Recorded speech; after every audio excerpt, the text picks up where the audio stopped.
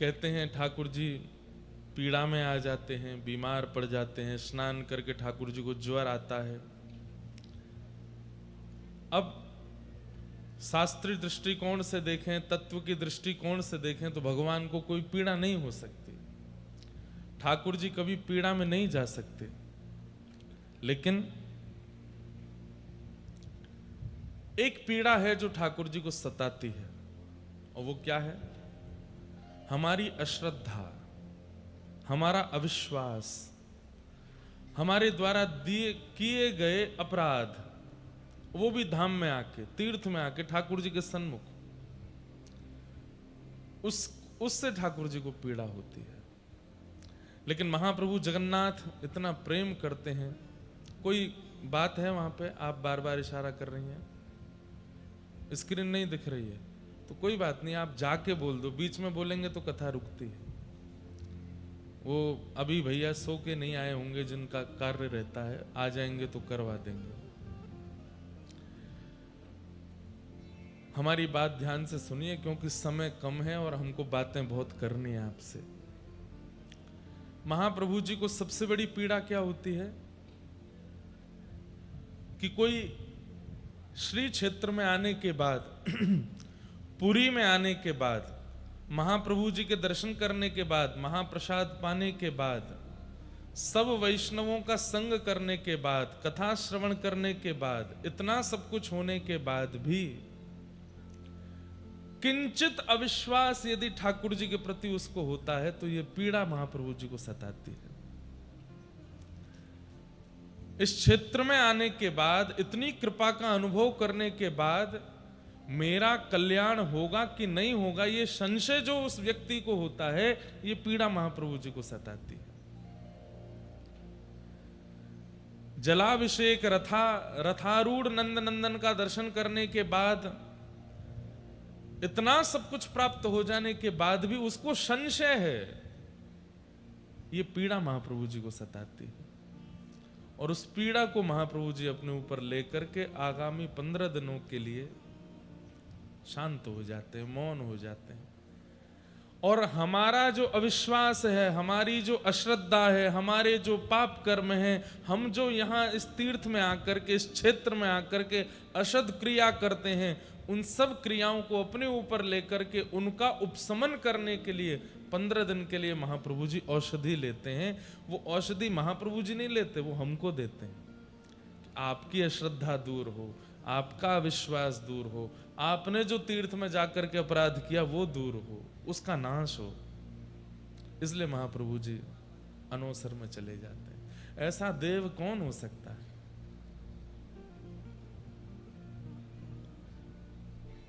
हे Krishna Dwarika वासिन quasi quasi महाभुज। ये महाभुज कुंती और द्रौपदी दोनों ने इनका नामकरण किया है। द्रौपदी कह रही है महाभुज, और नहीं, उत्तरा और द्रौपदी। उत्तरा कहती है जगतपते। आप जैसा दयालु कौन हो सकता है? अहो वकीयम स्तन कालकूटम जिगांक्षया पाययदप्य साध्वी लेभे गतिम धातृचिताम ततोन्यम कंबा दयालुम शरणम व्रजेम। कितने दयालु दर्शन दे करके। अभी मैं आज आपको कल जो हमने अनुभव किया उसके बारे में पूरी बात, क्योंकि पहले दिन तो हमने केवल महाप्रभु जी के प्राकट्य की बात सुनी। अब महाप्रभु जी के स्नान दर्शन करने से, स्नान वेदी पर दर्शन करने से आदि आदि उसका पूरा महात्मा सुबह से ही पढ़ रहा था, इतना अद्भुत, अभी सुनाऊंगा। लेकिन कितने दयालु, दर्शन दे करके, उत्सव करके, रथ आरूढ़ होकर के, सब क्रियाएं करके केवल हमारा पाप उपशमन ही करते हैं ठाकुर जी। उसके बाद भी हम इतने पापी हैं कि हमारे पाप रह जाते हैं, तो ठाकुर जी को वो पाप अपने ऊपर लेके पीड़ा में जाना पड़ता है। हम इतने पापी। कलयुग में व्यक्ति क्रिया के पाप कम कर रहा है, मानसिक पाप ज्यादा कर रहा है, बौद्धिक पाप ज्यादा कर रहा है, विचारों के पाप ज्यादा कर रहा है। खड़े तो चकानैन के सामने हैं, लेकिन मन में वहां पर भी कुछ ना कुछ असद भाव चल रहा है, तब ठाकुर जी को पीड़ा होती है। और साल भर की हमारी ये समस्त पीड़ाएं जो हम यहाँ आकर के ठाकुर जी को देते हैं, ठाकुर जी उसको अपने ऊपर धारण करके 15 दिन के लिए अनोसर में चले जाते हैं। आज महाप्रभु जी का दर्शन नहीं है, 15 दिन दर्शन नहीं होंगे। इस विषय में इंद्रद्युम्न राजा पूछ रहे हैं कि भगवान की 15 दिन की अनोसर कैसे, क्या नियम होने चाहिए।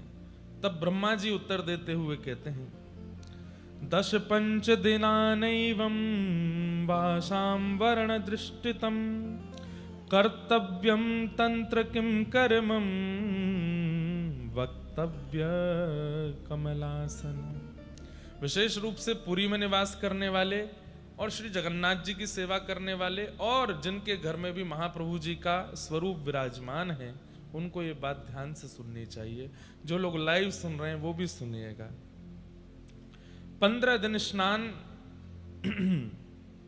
कैसे होगा, ठाकुर जी की सेवा कैसे होगी, इस विषय में कहते हैं कि बांस पत्र बांधकर, जैसे आज ये पीछे बांस के पत्र बांध करके उसमें जगन्नाथ जी की जगह पर श्री नारायण, सुभद्रा जी के स्थान पर भुवनेश्वरी और बलभद्र जी के स्थान पर श्री वासुदेव, श्री वासुदेव जी को विराजमान करना चाहिए और इनका ही अर्चन और दर्शन करना चाहिए। महाप्रभु जगन्नाथ जी यदि किसी के घर में भी विराजमान हैं, उन्हें भी प्रयास करना चाहिए, आज महाप्रभु जी का मुख ढक दीजिए, अगले 15 दिन तक दूध का भोग लगाइए, औषधि दीजिए, ठाकुर जी अन्न सेवन नहीं करेंगे। और आगामी 15 दिन तक मंदिर का तो नियम है कि अंदर भीतर दीप भी नहीं जलेंगे, लाइट भी नहीं जलती है, ढोल नगाड़े ताशे नहीं बजते, गीत गोविंद का पाठ भी नहीं होता है, कोई भी ऊंचे स्वर में नहीं बोलता, उत्सव नहीं मनाता, सब एक प्रकार से मौन जैसे रहते हैं। क्योंकि महाप्रभु जी जब नहीं दिख रहे हैं तो फिर हमारे जीवन का अस्तित्व क्या है, इसलिए सब मौन हो जाते हैं, इसलिए सब शांत हो जाते हैं। लेकिन गीत गोविंद का पाठ क्योंकि चारों धामों में होता है, बद्री विशाल में भी होता है, द्वारिका में भी होता है, दक्षिण में भी होता है, इसलिए गीत गोविंद का भी यहाँ पर सब आप नृत्य दर्शन कर रहे थे। तो मंदिर के बाहर अपने घरों में गीत गोविंद गा सकते हैं, लेकिन महाप्रभु जी का मंदिर में गीत गोविंद का गान नहीं होता। ऊंचे स्वर में कोई बात नहीं करता। महाप्रभु जी की सेवा करने वाले थोड़े से पीड़ा में रहते हैं। क्यों? वैसे थोड़ा क्यों कहें, ज्यादा ही पीड़ा में रहते हैं। हमारे चकानैन महाप्रभु दिख नहीं रहे हैं, हम कैसे प्रसन्न रह सकते हैं। और ठीक 15 दिन बाद महाप्रभु जगन्नाथ जी की रथ यात्रा से ठीक एक दिन पहले नयन उत्सव होता है। उसको क्या कहते हैं? नयन उत्सव। दर्श बिन दुखन लागे नैन, दर्श बिन दुखन लागे। अच्छा, कई जगह महाप्रभु जगन्नाथ जी के बड़े विचित्र चित्र बना दिए जाते हैं कि महाप्रभु जी कार्टून के रूप में या किसी रूप में। देखो, महाप्रभु जी के रूप का भी भाव रखना चाहिए। महाप्रभु जी के सिर पर पट्टी रखी है, डॉक्टर उनकी नब्ज चेक कर रहे हैं, महाप्रभु जी के आगे काढ़ा रखा है, थर्मोमीटर में 100 से ऊपर लाइन जा रही है। ऐसे चित्र नहीं बनाने चाहिए।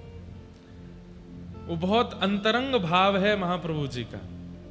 कोई व्यक्ति पीड़ा में है, शोक में है, आप उसका बाहर अगर इस प्रकार से पोस्टर बनाए तो वो सामान्य व्यक्ति भी होगा तो उसको बुरा लगेगा।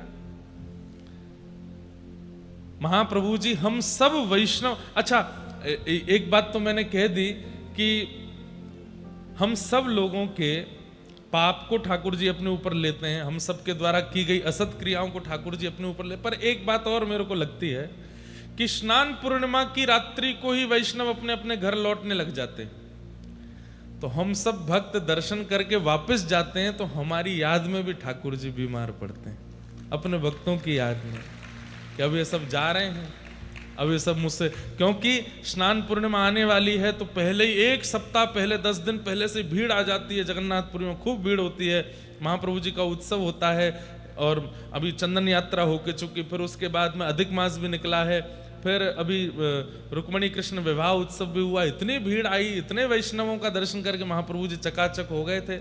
लेकिन जैसे ही पहुंडी करके महाप्रभु जी भीतर गए, लोग बाग रात्रि में ही अपने घर को प्रस्थान करते हैं, तो महाप्रभु जी उसके भी शोक में आ जाते हैं कि मेरे सब वैष्णव जा रहे हैं। इस भाव से भी शायद महाप्रभु जी एकांत में चले जाते हैं। तो इसलिए उन दिनों में कुछ ऐसा भाव नहीं करना चाहिए।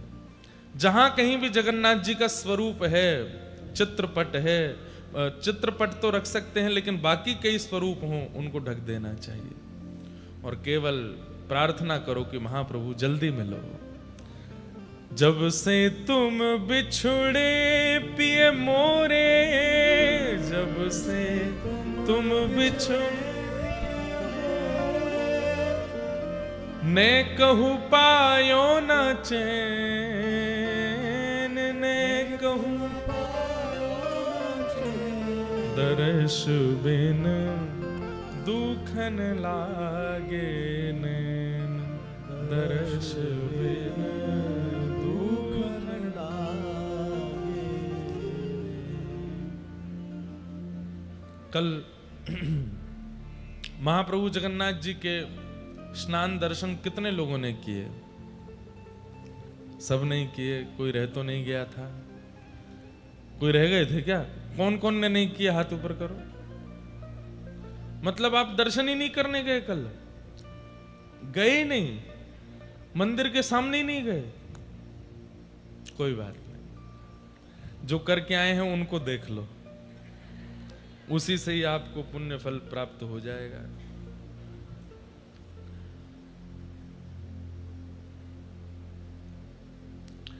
आज हम स्नान पूर्णिमा का थोड़ा रहस्य उद्घटित करते हैं। कल जो हमने दर्शन किया उसके बारे में स्कंद पुराण में क्या लिखा है, बहुत ध्यान से सुनिएगा।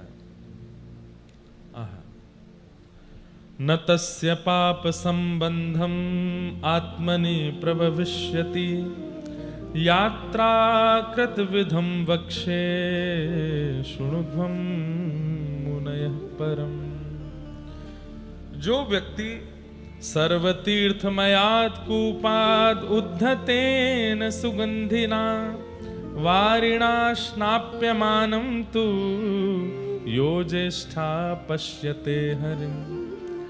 महाप्रभु जगन्नाथ जी जब अपने ज्येष्ठ अभिषेक के लिए स्नान वेदी पर विराजमान होते हैं, उस समय जो व्यक्ति उनका दर्शन करता है उसके शरीर में किसी भी प्रकार का पाप नहीं रहता। ये बात आप मान लीजिए। इस प्रकार यहां वर्णन किया। अब आप लोग गिनती करना, स्नान दर्शन करने के कितने महत्व बताए गए। यहां पर एक एक विषय मैंने कल अनुभव किया। अब ये परसों ही हमको स्कंद पुराण प्राप्त हुआ, 2-3 दिन पहले। स्कंद पुराण से बाहर कुछ भी नहीं होता। महाप्रभु जगन्नाथ जी के मंदिर में, चाहे वे हमारे यहाँ के पंडा पुजारी हों, चाहे सेवायत हों, यहाँ के गजपति महाराज हों, स्कंद पुराण में एक एक बात लिखी है, वैसे ही होता है सब कुछ।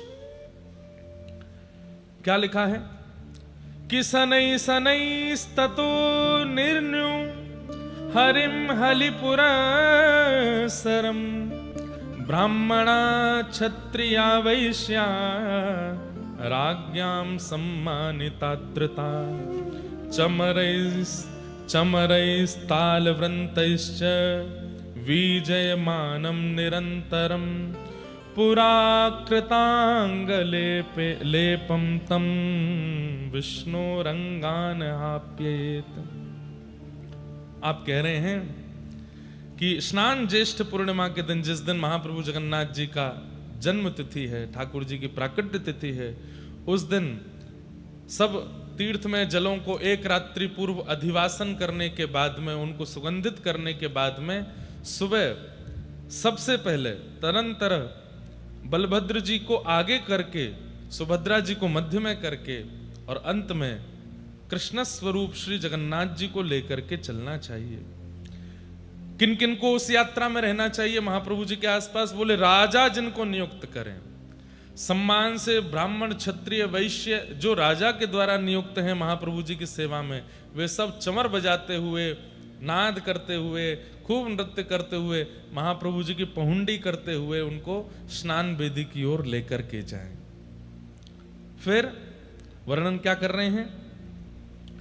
अब इसमें बहुत छोटी छोटी बात लिखी है कि बड़ी सावधानी का इतने यहां पर वर्णन है कि इतनी सावधानी रखनी चाहिए कि महाप्रभु जी को किसी प्रकार का कष्ट ना हो, महाप्रभु जी को किसी प्रकार की पीड़ा ना हो। यदि किसी के द्वारा महाप्रभु जी को पहुंडी के समय पीड़ा होती है, सब सेवायतों के लिए लिखा है, तो फिर उसका वंश पर भार पड़ता है, उस राज्य का कल्याण नहीं होता है, आदि आदि सब बातें यहां पर लिखी गई हैं। नर के नियताम वासो भवेत तेषाम दुरात्मना। अरे कहते हैं कि महाप्रभु जी जब पहुंडी करते हुए जा रहे हैं, उस समय उनको कोई अगर दारू ब्रह्म ना मान करके कुछ और विचार करता है कि अरे ये परमात्मा कैसे हैं, ये भगवान कैसे हैं, या कोई उनके बारे में कुछ भी मन में दुर्भाव लेकर के आता, उसका नरकवास हो जाता है। साक्षात पर ब्रह्म हैं, उनके प्रति किसी भी प्रकार का दुर्भाव मत लेकर के आओ। निर्मितायाम प्रकृति कृतो पुरा मनवंतरादिषु। अच्छा देखो, अब आज एक नई बात और पढ़ने में आई, हमको समझने और सुनने योग्य बात है। महाप्रभु जगन्नाथ जी कितने पुराने हैं? जिस मनवंतर में हम लोग रह रहे हैं, सतयुग त्रेता द्वापर कलयुग, सतयुग त्रेता द्वापर कलयुग, ये चतुर्युगी जब 71 बार बीत जाती है, 71 टाइम्स जब ये सतयुग त्रेता द्वापर कलयुग निकल जाते हैं, तब एक कल्प पूर्ण होता है। ऐसे कुछ कल्पों में एक मनवंतर पूर्ण होता है। जिस मनवंतर में हम लोग हैं, इस मनवंतर की एक चतुर्युगी जब निकल गई थी, मतलब सतयुग त्रेता द्वापर कलयुग, एक बार जब प्रस्थान हो गया, उसके बाद पुनः जब सतयुग आया, उस सतयुग की प्रथम ज्येष्ठा माने की जो कल तिथि थी, उस पर महाप्रभु जगन्नाथ जी विराजे। अभी जो हम चल रहे हैं, अभी ये मेरे को, अभी ये तो आचार्यों से पूछना पड़ेगा, अभी कितनी चतुर्युगी बीत चुकी हैं जब से पृथ्वी बनी है? कोई है यहाँ पे? कितनी त्रिपाठी जी संकल्प करते हैं, कितनी चतुर्युगी बीत चुकी हैं? सौम्या भाई को पता होगा। हाँ, अभी वैवस्वत मनु का राज्य चल रहा है ना, यहां पर लिखा है कि स्वारोचिष मनु नाम के मनु थे, तब महाप्रभु जगन्नाथ जी प्रकट हुए। अभी वैवस्वत मनु है, मतलब एक मनवंतर तो निकल चुका है, महाप्रभु जगन्नाथ जी को प्रकट हुए। भगवान कृष्ण का अवतरण पिछले द्वापर में हुआ, इस कलयुग से पहले जो द्वापर आया। तो यहां पर क्या लिखा है, मेरे पढ़कर के रोंगटे खड़े हो गए। क्या? वैवस्वतेन्तरे सप्तविंशो चैव चतुर्युगे द्वापरान्ते समायातो तदा कृष्णार्जुनो भुवै। पिछले द्वापर में जब भगवान कृष्ण प्रकट हुए, तब अर्जुन को भगवान ने एक दिन बैठ करके कहा, चलो तुम्हें अपने एक रूप का दर्शन करा के लाता हूं। और महाप्रभु जगन्नाथ जी का दर्शन करने के लिए भगवान कृष्ण यहां आए और 3 दिन तक यहां विराजमान रहे। व्रत नियम अनुष्ठान करते हुए भगवान कृष्ण ने भी महाप्रभु जगन्नाथ के दर्शन किए। अब लोगों में एक बात की भ्रांति और संशय हो जाता है, क्या जगन्नाथ जी कृष्ण नहीं है? कृष्ण अवतार भी एक बार नहीं होता, हर द्वापर में भगवान कृष्ण प्रकट होते हैं। लीलाओं में थोड़ा संशोधन करते रहते हैं। पूर्व में ठाकुर जी एक द्वापर लीला में कृष्ण बन के प्रकट हो चुके हैं, उसके बाद महाप्रभु जगन्नाथ जी का रूप प्रकट हुआ है। तो लेकिन इस द्वापर में, जो पूर्व की द्वापर है, तब श्री कृष्ण और अर्जुन यहां आए हैं और आकर के भगवान का दर्शन किया। और केवल दर्शन नहीं किया, क्या लिखा है?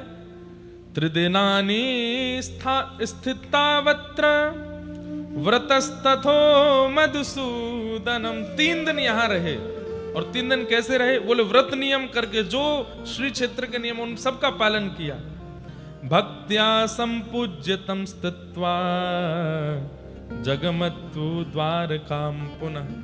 3 दिन यहां रह करके महाप्रभु जी का दर्शन करने के बाद तब भगवान कृष्ण लौट करके द्वारिका गए। आप जिन महाप्रभु जी का दर्शन कर रहे हैं, इनके सामने आकर के हमारे वृंदावन वाले लाला भी ऐसे प्रणाम करते हैं, अपने ही रूप को आप ही पूजे आप पूजावे। ये तो एक अद्भुत बात पढ़ने में आई कि यहाँ पर भगवान कृष्ण भी दर्शन करने आए। महाप्रभु जगन्नाथ जी बहुत पुराने हैं, कोई वर्णन नहीं कर सकता कि करोड़ वर्ष है, लाख वर्ष हैं, अरब वर्ष हैं, कितने हैं। साक्षात परब्रह्म जगत नियंता जगदाधार जिनसे ये सृष्टि चल रही है, वो इस वक्त कहां है? मंदिर में विराजमान, वही महाप्रभु जगन्नाथ है, उनमें कोई अंतर नहीं है। तो इसलिए इन महाप्रभु जी की पहुंडी करते समय, इन महाप्रभु जी का दर्शन करते समय सेवायतों को भी बहुत ध्यान रखना चाहिए। महाप्रभु जी को कष्ट ना हो, महाप्रभु जी को किसी प्रकार की पीड़ा ना हो, और दर्शनार्थियों को भी ध्यान रखना चाहिए कि किसी भी प्रकार का अपराध आपसे ना बने। बहुत ध्यान से सब लोग सुनो। इस प्रकार भगवान की पहुंडी करते हुए उनको स्नान वेदी तक लेके जाना चाहिए। अब आप गिनती करना कि स्नान दर्शन के कितने फल हैं। पहला, स्नाप्यमानं तु पश्यन्ति ये नरास्तत्र संस्थिता गर्भोदकेन स्नपनं न ते पुनर्वाप्युन। जो मनुष्य स्नान काल में भगवान का दर्शन करता है, उसको पुनः मातृ गर्भ में नहीं आना पड़ता। उसी समय निश्चित हो जाता है कि ये उसका अंतिम जन्म है, अब वह दोबारा धरती पर नहीं आएगा। आप में से जितने लोगों ने कल महाप्रभु जी का दर्शन किया, चलो हमने कथाएं कह कह करके महाप्रभु जी के बारे में सुना सुना करके जबरदस्ती खींच खांच के आपको दर्शन कराई दिए, अब पुनर्जन्म नहीं होगा आपका, ये अंतिम जन्म है। इस बात को निश्चित करके जाइए कि अंतिम जन्म है। एक बार हमारे आज जीजा जी आए, गुसाई जी, राधा रमन लाल जी के, आप हमसे बोले मुझे तो पुनर्जन्म लेना है। मैंने क्यों? बहुत पुरानी बात है, इनको याद भी नहीं होगी, मैं छोटा था। बोले मुझे तो पुनर्जन्म लेना। मैंने क्यों? राधा रमन जी को उठाना मिलता हो, राधा रमन जी का श्रृंगार मिलता हो, राधा रमन जी की आरती सेवा मिलती हो, राधा रमन जी को प्रसाद नैवेद्य अर्पित करने को मिलता हो, अष्टयाम सेवा करने को मिलती हो, मंगला से शयन पर्यंत ऐसे कमल नयन राधा रमन लाल जी को निहारने को मिलता हो, तो ऐसा पुनर्जन्म मुझे दोबारा चाहिए। लेकिन आज मैं उस बात का संशोधन कर दूं, ये जन्म नहीं है, ये तो कृपा है। जन्म तो वो है जो संसार के विषयों में पड़ते हैं, जिनको चिंता रहती है कि हमको कल के लिए कमाना है, परसों के लिए कमाना है, पत्नी के लिए कमाना है, बच्चों के लिए व्यवस्था करनी है, अपने घर बार करना है, ये करना है, वो करना है। जिनकी चिंता में पूरा संसार है वो जन्म लेते हैं, लेकिन जिनकी चिंता में महाप्रभु है, राधा रमन लाल, वो जन्म थोड़ी है, वो तो कृपा है। जन्म नहीं होगा, कृपा हो सकती है। हो सकता है कि अगली बार जब आप आओ तो क्या पता महाप्रभु जगन्नाथ जी के ही सेवायतों में कहीं जन्म हो जाए, क्या पता किसी मंदिर में, किसी तीर्थ में द्वारिकाधीश के सेवायतों के यहाँ जन्म हो जाए, क्या पता रंगनाथ के सेवायतों में जन्म हो जाए, क्या पता बद्री विशाल प्रभु के दक्षिण में जो सेवायत हैं शंकराचार्य जी द्वारा नियुक्त, उनके सेवायतों में जन्म, कहीं ऐसी जगह आपका प्राकट्य हो जाए जहां आपको महाप्रभु जी की सेवा मिले, ठाकुर जी की सेवा मिले, तो वो जन्म थोड़े ही है, वो तो कृपा है। जन्म तो तब है जब चिंता में पूरी दुनिया है, कैसे खाएंगे, कैसे पिएंगे, कैसे रहेंगे। लेकिन सेवायतों को भी चिंता रहती है, लेकिन चिंता किस बात की रहती है? महाप्रभु जी को क्या खिलाएंगे, महाप्रभु जी को कहां पहुंचाएंगे, महाप्रभु जी का कैसे उत्सव करेंगे। महाप्रभु चिंता में केवल ठाकुर जी हैं, वो तो कृपा है, वो जन्म नहीं। तो अगर महाप्रभु जी का स्नान दर्शन करते हैं तो पुनर्जन्म नहीं होता है। दूसरा, गिनती करते जाइएगा, ज्येष्ठ स्नानम भगवतो ये पश्यन्ति मुदान्विताः न ते भवाब्धो मज्जन्ति यात्रा सूत कंठ मानसा। कहते हैं स्नान काल के परम आनंद का, उत्सव का पूर्ण हृदय भगवान के ज्येष्ठ स्नान का जो पूर्ण हृदय से दर्शन करता है, वो जीवगण भव सागर में निमग्न होते हैं, खूब आनंद में निमग्न होते हैं। उनके चित्त में चिंताएं नष्ट हो जाती हैं, उनके चित्त में केवल ठाकुर जी के प्रति प्रेम प्रकट होने लगता है। मतलब प्रेम वर्धन करना हो, ठाकुर जी से और प्रीति करनी हो, तो ठाकुर जी के स्नान दर्शन करो, फिर अगला तीसरा क्या लिखा है, बुद्धि कृतः पुंसाम अनादि पाप संचय तत्क्षणान्नाशमायाति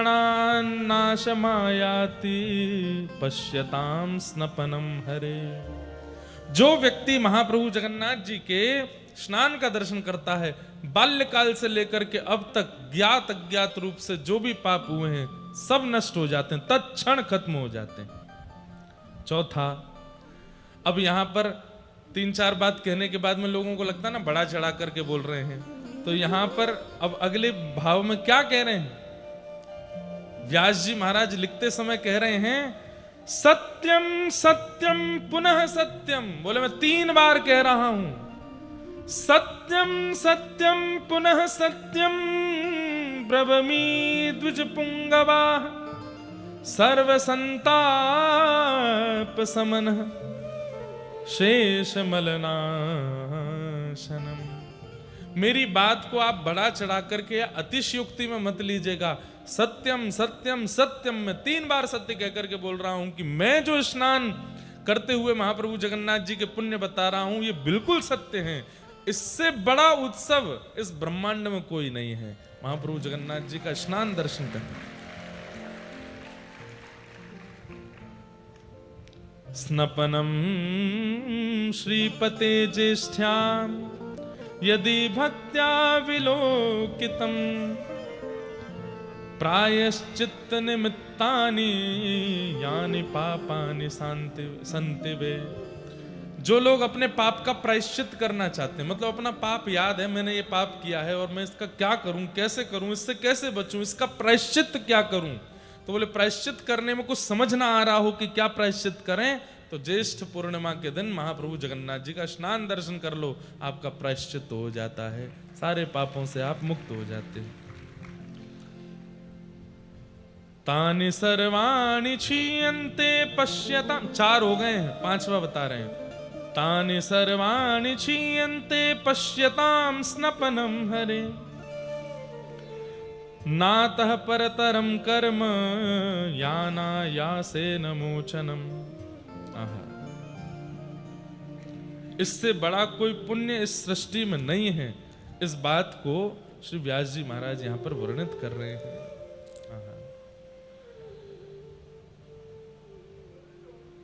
और क्या क्या लिखा है, महाप्रभु जगन्नाथ जी के दक्षिणाभिमुख दर्शन कर श्री स्नान वेदी पर दर्शन करने से क्या होता है, व्यक्ति पवित्र होता है, समस्त यज्ञों का फल मिल जाता है, जितने भी अनुष्ठान वो जीवन में करना चाहता है या कर नहीं पाया है उन सब का फल मिलता है, महादान का फल प्राप्त होता है, करोड़ों ब्राह्मणों को भोजन कराने का फल प्राप्त होता है। लो है गो भंडारों का, आप 100 200 500 को ब्राह्मणों को खिलाओगे, लेकिन कोटि ब्रह्म को प्रसाद पवाने का, महादानानि दत्तानि भोजिता कोटिशोद्विज, करोड़ ब्राह्मणों को भोजन कराने का फल प्राप्त होता है स्नान वेदी पर महाप्रभु जगन्नाथ का दर्शन करने से। करोड़ों ब्राह्मण भोजन, गया आदि तीर्थों में करोड़ों पिंडदान, मतलब सारे पितृ भी मुक्त हो गए कल महाप्रभु जी का दर्शन करके, सबका पिंडदान भी हो गया। पुण्य काल में तीर्थ स्थानों में अधोर दयादि योग सहित करोड़ों तीर्थों में करोड़ों बार स्नान करने का भी फल प्राप्त हो जाता है। और इससे ऊपर क्या बोले हैं आपको, हैं? स्नातानि तेन भो विप्रा य पश्येत स्नपनम हरे कोटि तीर्थेषु कोटिश, मतलब गंगा जी, यमुना जी, कावेरी, सरजू जी आदि आदि आदि आदि जितनी भी नदियां हैं, जितने भी तीर्थ हैं, जितने भी कुंड हैं, जितने भी सरोवर हैं जहां पर एक डुबकी लगाने का भी फल होता है, उन तीर्थ कुंड सरोवरों में भी 1 करोड़ बार स्नान करने का फल एक बार में प्राप्त होता है महाप्रभु जी को स्नान दर्शन करने से।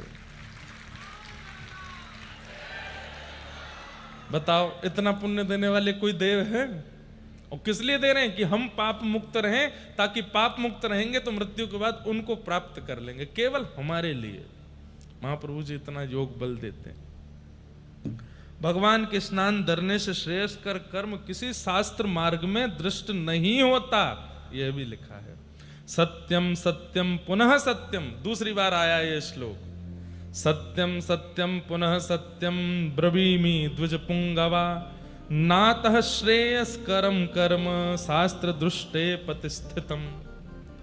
मैं फिर से कह रहा हूं कि मैं सत्य बोल रहा हूं, सत्य बोल रहा हूं, सत्य बोल रहा हूं।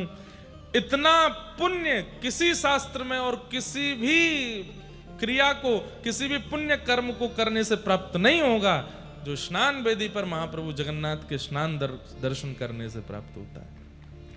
अब हमको तो यह लग रहा है हर स्नान पूर्णिमा पे जगन्नाथ जी के पास ही आ जाया करें, सबको दर्शन करावें, अपने लाल जी का यहीं स्नान उत्सव करें, महाप्रभु जगन्नाथ जी का स्नान दर्शन करें, हैं हर साल कर लें। क्या होगा फिर? इतने पुण्य आ जाएंगे हम पे कि हमको दूसरों को दान करना पड़े, ले हमारे पुण्य ले ले भाई। लेकिन एक बात, ये करोड़ करोड़ शब्द सुनकर के आप लोग कहीं भूल मत जाना कि अब तो हम सारे पापों से मुक्त हो गए।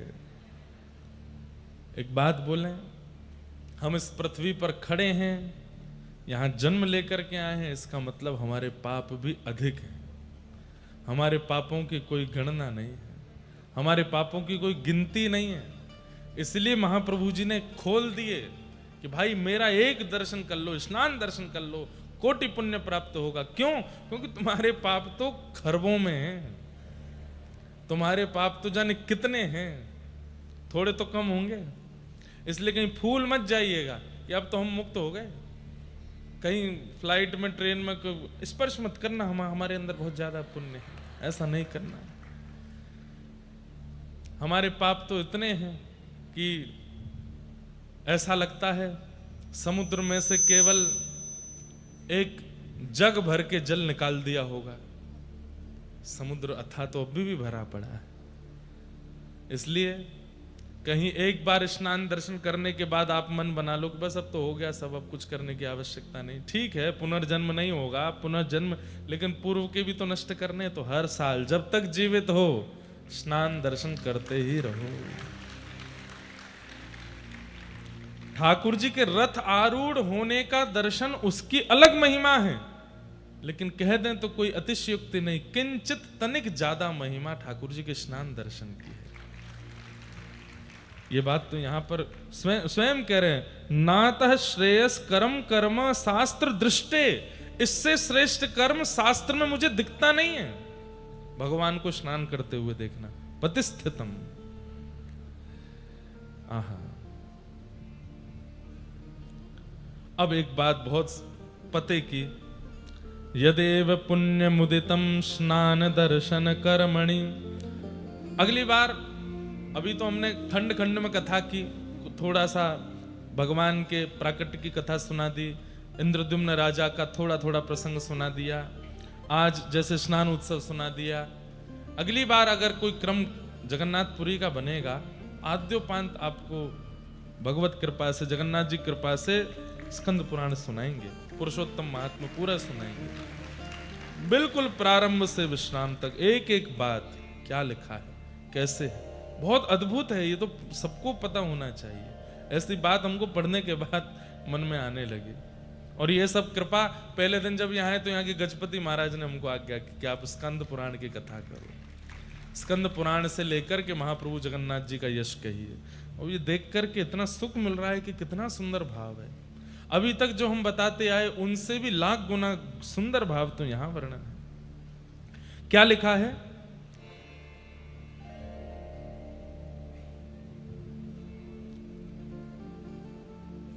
स्नान दर्शन।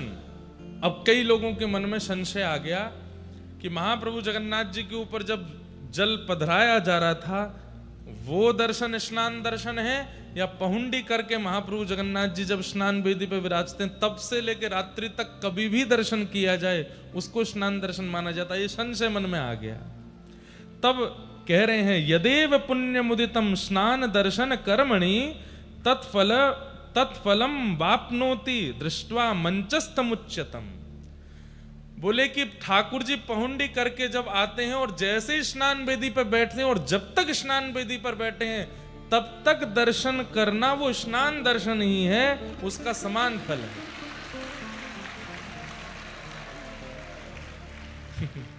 क्योंकि कई लोगों को चिंता हो गई कि हमने तो महाप्रभु जी के स्नान के समय नहीं किए दर्शन, लेकिन स्नान वेदी पर कितनी भी देर महाप्रभु बैठे उस समय जब जब आप दर्शन कर रहे हो उसका पुण्य अतीत है। अब एक प्रश्न और, क्या? एक एव जगन्नाथ, एक जगन्नाथ त्रिधा तत्र स्थितो द्विजा, एकैकस्यापि स्नपनं दर्शनं मुक्तिमुद्दितम्। किसी ने महाप्रभु जगन्नाथ जी का जलाभिषेक नहीं देखा, बलभद्र जी का नहीं देखा पर सुभद्रा जी का देखा था, या जगन्नाथ जी का नहीं देखा, सुभद्रा जी का नहीं देखा, बलभद्र जी का देखा था। हम लोगों के मन में आता है कि जगन्नाथ जो हैं वो केवल कालिया ठाकुर हैं, उन्हीं का दर्शन, उन्हीं का स्नान वही फल देगा। तब कह रहे हैं, बोले तीनों में से किसी के ऊपर भी जलाभिषेक दर्शन या किसी का भी दर्शन मंचस्थ किया हो, मतलब स्नान वेदी पर, कभी कभी भीड़ इतनी ज्यादा, सेवाएं थी, इतने आ गए कि महाप्रभु जी दिख ही नहीं रहे, लेकिन बलभद्र जी दिख गए, तो तीनों में से कोई भी दिख गया हो तो उसका समान पुण्य प्राप्त होता है, बिल्कुल इसमें कोई संशय नहीं है। एक एव जगन्नाथ, ये तीनों जगन्नाथ ही हैं, इनमें भेद मत कीजिए। और जब महाप्रभु जगन्नाथ का स्नान दर्शन कर रहे हो तब क्या बोलना चाहिए? अब ये कल तो नहीं बोल पाए, लेकिन अगली बार आए तो बोलना है। जयस्व राम भद्रेति जय भद्रेति यो वदेत, जय कृष्ण जगन्नाथ जयेत्युच्चारयेन् मुदा। क्या बोलना चाहिए? एक बार, हे कृष्ण जगन्नाथ, जब महाप्रभु जगन्नाथ का दर्शन करो, हे कृष्ण जगन्नाथ। हे राम, जब बलराम जी का दर्शन करो तब भुजा उठा करके हे राम, और मध्य में विराजमान हे सुभद्रे, ये 3 बार उच्चारण करना चाहिए। आपकी जय हो, आपकी जय हो, आपकी जय हो, जय जयकार हो। ये श्लोक बोलते हुए स्नान काल में भगवान के सन्मुख ये मंत्र उच्चारण करते रहना चाहिए। अभी हमारे पंडा जी आए थे जो मंच पर आके, वृंदावन के पंडा वही हैं, वृंदावन के लगभग सबके पंडा वही हैं। कल जब पहुंडी रात में दर्शन करने गए हम, तो उन्होंने कान में मेरे कहा कि जब ठाकुर जी पहुंडी करके निकले तब मौन रहिएगा। जब ठाकुर जी सामने से निकलते हैं उस समय मौन रहिएगा, कुछ बोलिएगा नहीं, और हो सके तो केवल महामंत्र का उच्चारण या गुरु मंत्र का या जो आपका मंत्र हो बस वो बोलिएगा। मैंने कहा वैसे ही जब ठाकुर जी सामने आते तो कुछ और निकलता नहीं, जय हो जगन्नाथ की जय हो, यही निकलता है सबके मुख से। लेकिन उनका भाव था कि अपना गुरु मंत्र, अपने इष्ट मंत्र, महामंत्र, कोई भी मंत्र जब ठाकुर जी पहुंडी करके निकले उस समय यदि बोला जाए तो सिद्ध हो जाता है, वो पवित्र तो है ही, हमें उसकी सिद्धि प्राप्त हो जाती है। इस प्रकार महाप्रभु जी के जलाभिषेक दर्शन का फल बताया। अब उस अभिषिक्त जल को पान करने का और उससे स्नान करने का क्या फल है वो बता रहे हैं। क्या कह रहे हैं?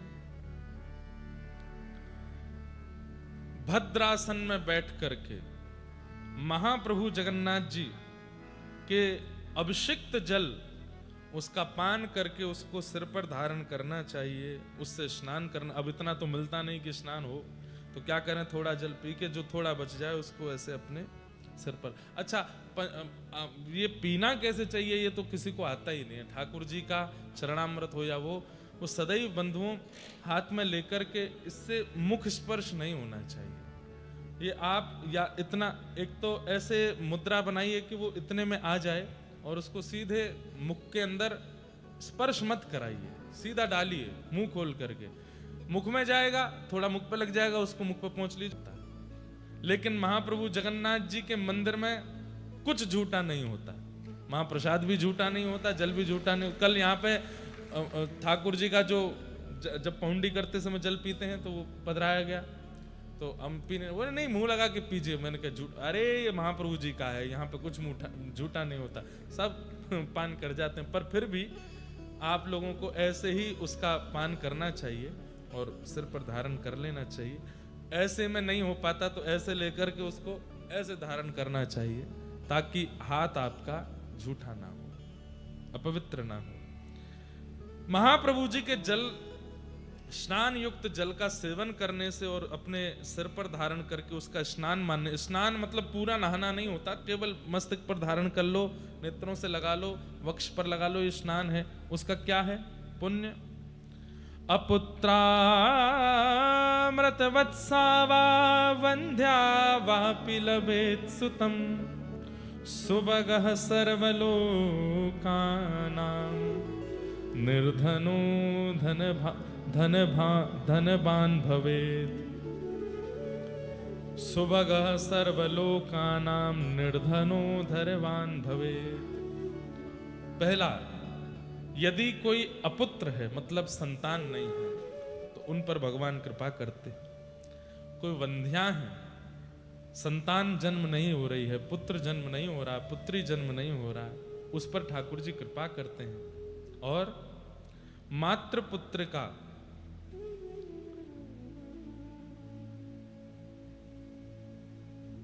पुत्र प्राप्त होगा, पुत्री प्राप्त होगी। और जो निर्धन व्यक्ति है उसको धन प्राप्त होगा, उस पर भगवत कृपा बनी रहेगी और सर्वलोक प्रिय होगा। वो व्यक्ति ऐसी क्रिया, ऐसे कर्म करेगा कि सबको प्रिय लगने लग जाएगा। इसलिए महाप्रभु जगन्नाथ जी के जलाभिषिक्त जल को पान और उससे स्नान करने का ये फल है। दूसरा क्या कह रहे हैं? गोविरणी लभते पुत्रम दीर्घा युगुणवत्तरम गंगा दिवर्ष तीर्थानां स्नानजम फलमाप्नुतात। अगर कोई गर्भवती माता है, वो यदि उस जल का सेवन करे तो ठाकुर जी का परम भक्त बालक जन्म लेगा। भक्त प्रहलाद, भक्त ध्रुव जैसा बालक प्रकट होगा और वो बालक अवश्य ही दीर्घ काल तक जीवित रहने वाला होगा, मतलब उसकी अकाल मृत्यु नहीं होगी। महागुणशाली पुत्र प्राप्त होगा। गंगा आदि समस्त तीर्थों के स्नान का फल उस बालक को प्राप्त हो जाएगा जिसका जन्म ही नहीं हुआ है। अगर गर्भ के समय माएँ इस जल का, ठाकुर जी के अभिषिक्त जल का पान कर ले। फिर क्या लिख रहा है कि कुष्ठ व्याधि युतो यो वै सर्वांग परिलेपयेत नश्यते नात्म संदेहो वाग्मी स्वाच्छस्तको विदः। किसी को कुष्ठ रोग हो गया हो, त्वचा की बीमारी, तो वो यदि ठाकुर जी के उस जल को अपने सर्वांगीण अंग पर लगा ले तो उसका कुष्ठ रोग ठीक हो जाता है और उसको समस्त रोग विनष्ट हो जाते हैं। जो भी रोग होंगे उसके, चर्म रोग हो चाहे भीतर का कोई रोग हो। सबसे बड़ी बात है कि कोई सांसारी रोग तो क्या दूर करना, लेकिन हमारे अंदर जो विषय हैं, जो वासनाएं संलिप्त हैं, वो नष्ट होने लग जाती हैं। महाप्रभु जी के उस जल का पान करने से निश्चित ही यह पुण्य प्रदायक होता है। नातः पवित्रम भो विप्रा सर्वधुन्य भोपि कर्तितम यत यत कामयते चित्ते एहि कामोस्मिकम तथा। कह रहे हैं कि महाप्रभु जगन्नाथ जी के इस जल को, इस जल की महिमा इतनी है कि कोई पवित्र नदी भी उसकी उपमा को ग्रहण नहीं कर सकता। इतना पवित्र महाप्रभु जगन्नाथ जी का अभिषिक्त जल है, उसका पान करना चाहिए।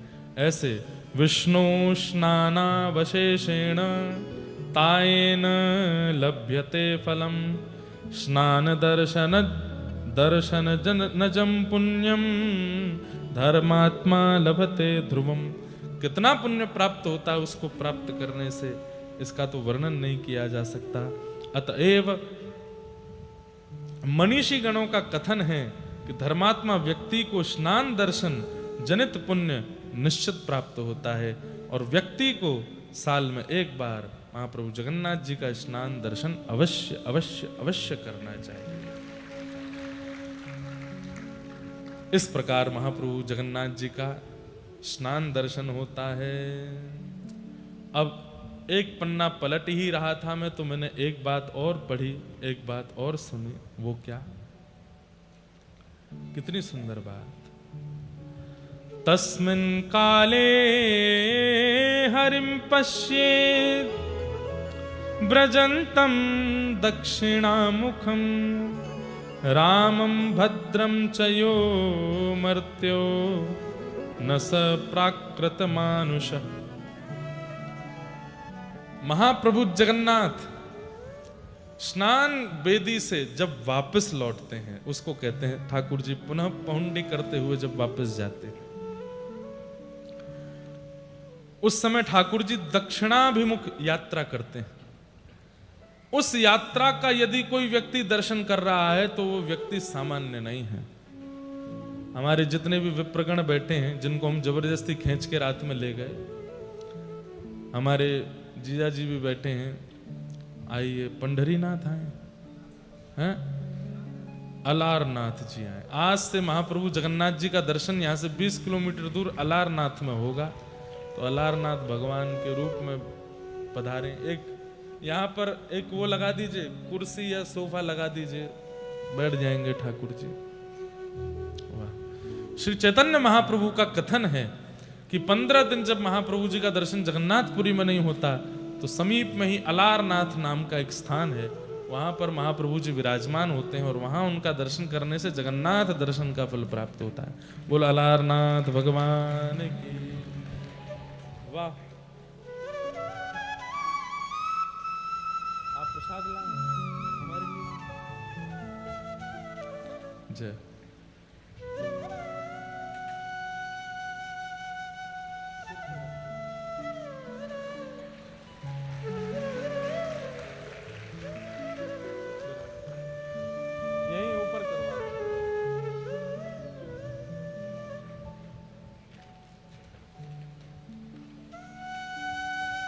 बस नहीं लगा,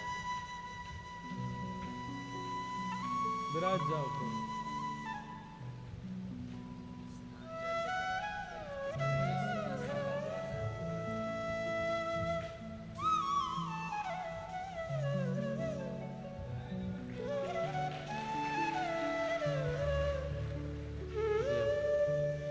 महाप्रभु जगन्नाथ जी का आप सबकी ओर से स्नान जल प्राप्त हुआ है, तो अब इतना तो वितरण नहीं कर पाएंगे, आप सबकी तरफ से हम ही पा लेते हैं।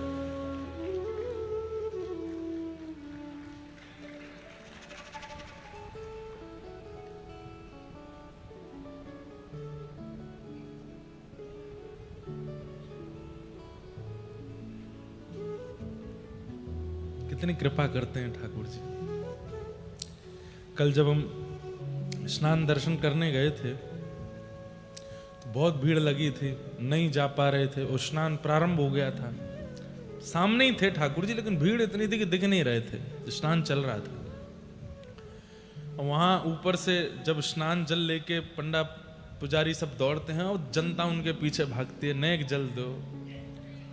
इतने में ही एक पुजारी जी पंडा जी आए, आके हमारे सामने खड़े हो, जल्दी हाथ करो, जल्दी हाथ करो। पीछे पूरा जन सैलाब भाग रहा था उनके पकड़ने, हाथ किए, जल दिया, बोले पान कर जाओ, पान किए। मैंने कहा बस मिल गया, यहीं जल प्राप्त हो गया। तो महाप्रभु जी का ऐसा जल प्राप्त हुआ। जो लोग कल पहुंडी दर्शन किए हैं, ठाकुर जी का रात्रि जब वापस प्रस्थान करते हैं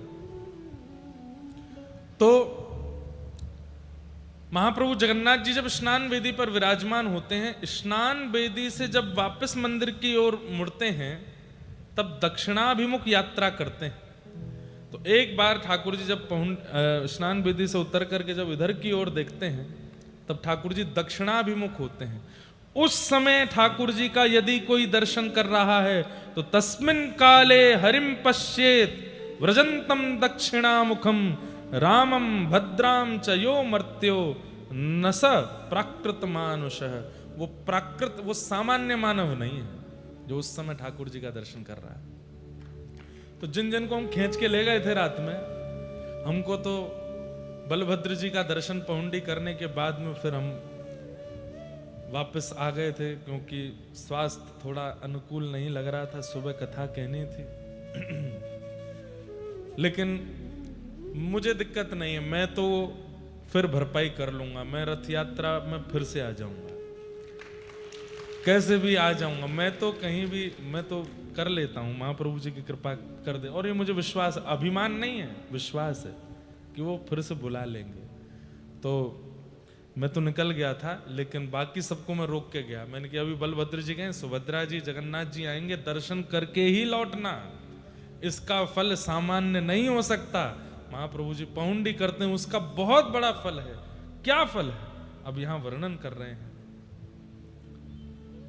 भगवान की दक्षिण मुखी यात्रा देखने के लिए जो व्यक्ति खड़ा रहता है, धर्म शास्त्र समूह में जो कुछ धर्म कार्य वर्णित हैं, वे सब उस समय उसको हो जाते हैं, उसको प्राप्त हो जाते। जितने भी धर्म कार्य शास्त्रों में वर्णन किए गए हैं, संध्योपासन का, गायत्री अनुष्ठान का, तीर्थ यात्राओं का, सुंदर नदी स्नान का। कल ठाकुर जी की पहुंडी दर्शन की कितनों ने थी, हाथ ऊपर करना, रात्रि में जब वापस लौट रहे थे।